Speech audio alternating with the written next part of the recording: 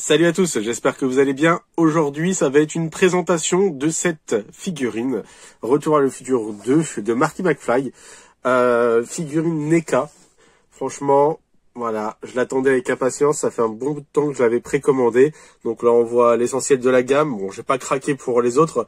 Quoique celle de Doc Brown me fait vraiment de l'œil. Mais voilà, j'ai craqué vraiment pour celle de Marty McFly lorsqu'il est dans le futur avec cette fameuse casquette que j'ai juste là également. Donc voilà, cette édition NECA, je vous la présente tout de suite. Et donc en l'ouvrant, on y découvre une image représentant Marty McFly devant l'hôtel de ville dans l'épisode 2.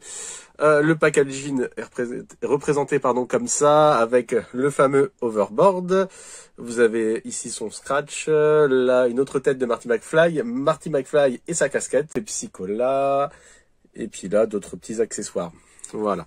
Donc je vais directement délivrer cette figurine et vous la présenter. Voilà, la figurine est sortie de son emballage. J'ai mis cette tête-là dans un premier temps. Voilà, au niveau de la ressemblance avec Michael J. Fox, bon, c'est pas non plus très frappant, mais ça reste correct, on va dire. Ça représente bien Marty McFly. Son gilet, son t-shirt juste en dessous, son jean et ses fameuses Air Max avec l'autolassage, le Pepsi, l'overboard. Voilà, le seul petit défaut que je vais dire de ce genre de figurine, c'est qu'on voit les articulations là et là au niveau des coudes. C'est un peu gênant, même entre les jambes. Voilà, c'est pas top, mais après voilà, dans son ensemble, ça reste une figurine plus que correcte. On n'est vraiment pas sur une Hot Toys.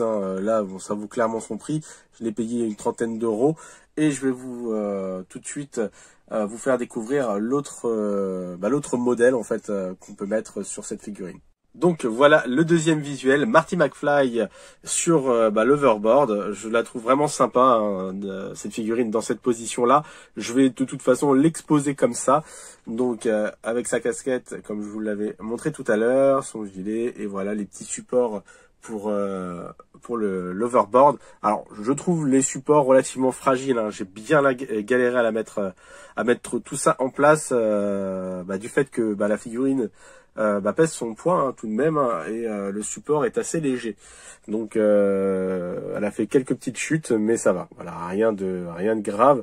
Je vais la faire tourner sur elle-même en espérant qu'elle ne tombe pas.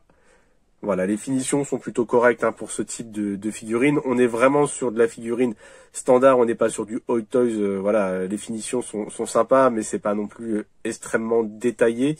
Mais c'est vrai que les goodies dans cette franchise, surtout en termes de figurines, sont relativement rares. Soit on est sur du haut de gamme, ou soit sur de la pop.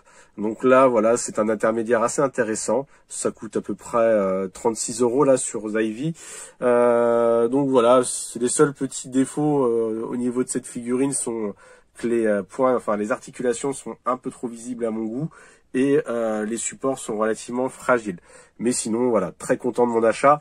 J'espère qu'ils sortiront Doc Brown dans la version de Retour à le futur 2, mais bon, ça n'a pas l'air d'être prévu. J'espère que cette vidéo vous a plu et je vous souhaite une bonne journée. Salut!